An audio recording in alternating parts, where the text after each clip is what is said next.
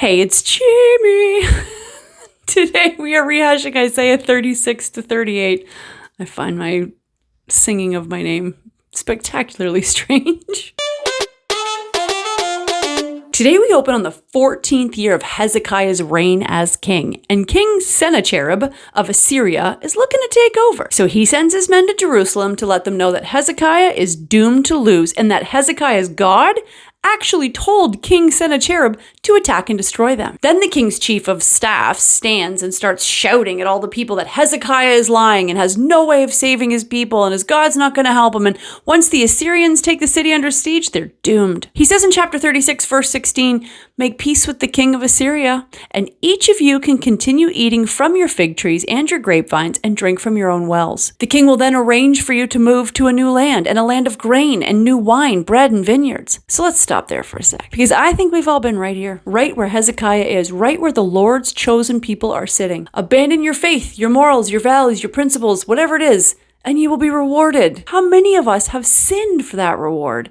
Explaining to ourselves that the reward outweighed the sin. You know what I mean? Think about it. Let's say you really want to go to a Taylor Swift concert, and secular music isn't a sin. So even though she blasphemes throughout her music and talks down about God, it's okay. It's just entertainment. They're catchy songs, right? Or if you're going to the movies to watch something vile or vulgar and thought, nah, big deal. It's just a movie. It's just entertainment. What the king of Assyria's chief of staff is proposing here has 100 times the reward of a movie or a concert. It's their livelihood, literally their life, that they are bargaining for. Do you have Hezekiah level trust in the Lord? Because Hezekiah and his people said, thanks, but no thanks. We're going to stick with Hezi over here. And Hezekiah went off to pray. Isaiah then shows up with a message from the Lord. He's basically patting Hezekiah on the head saying, the Lord heard your prayer and he's actually going to kill the king of Assyria and he's going to save Judah. However, he says, you haven't been feeling well lately, Hezekiah, and the Lord wants you to know that yes, you're going to die from this illness. Hezekiah immediately starts praying, asking the Lord to remember his faithfulness before he breaks down in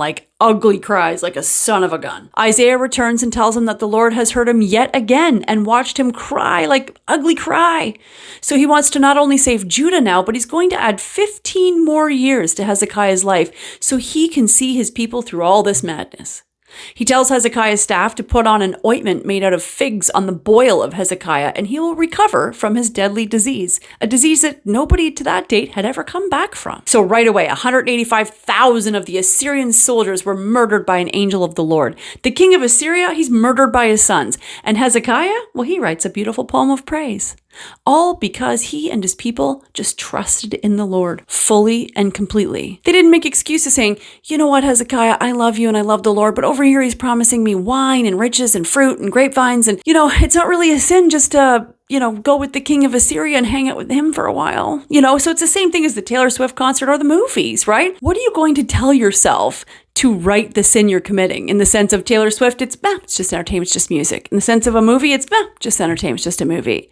But God knows your heart, and he knows that nobody who believes in Jesus and follows his way should be going to a Taylor Swift concert. He knows that you shouldn't be going to see Saw Part 7. He knows these things, and so do we. Fully and completely trusting in the Lord like Hezekiah and his people. Gotta get me some of that, babe. Gotta get me some of that trust. Lord, give me the ability to trust you like Hezekiah did. That's gonna be my prayer this week, and maybe it should be yours too. To give me the ability to trust in the Lord and have the power to rebuke sin no matter what their reward. Sometimes I surprise myself. Tomorrow we're going to dig into Isaiah 36 to 38 if you want to read ahead. I hope you have a blessed day. Please comment or hit like on this video to help spread the good word around the YouTube verse, and don't forget to say your prayers. This is the Bible in a Year theme song.